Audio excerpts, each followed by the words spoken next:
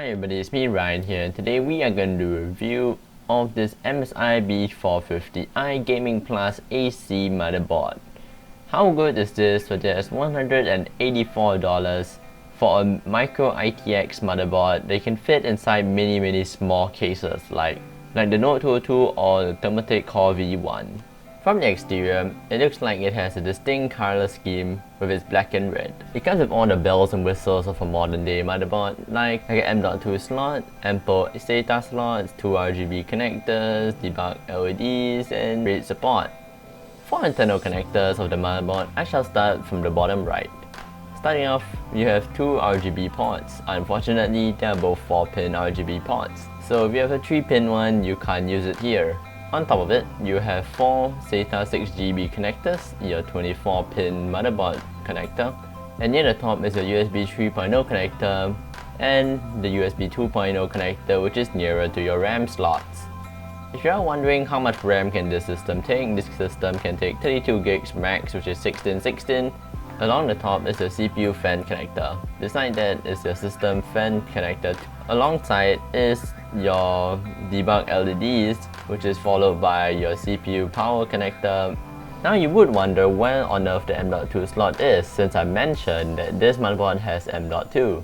Now that's actually on the back, as I don't really have footage for it because I only realized it after I installed the motherboard. As a precaution, if you are buying this board, I would recommend you to have an M.2 drive on hand so you can just install it right away instead of trying to install it after the fact you installed a motherboard.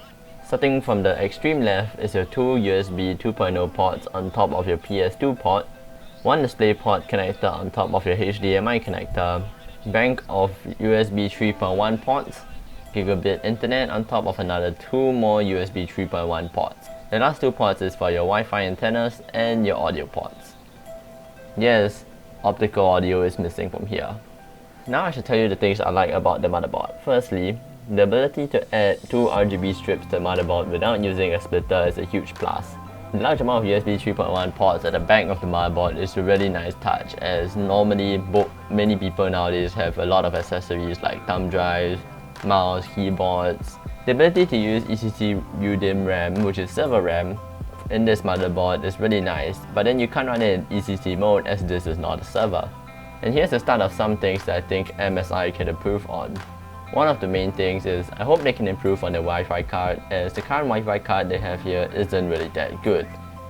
At the top speed of 433 megabytes per second, that is even half a gigabyte a second, is a bit slow.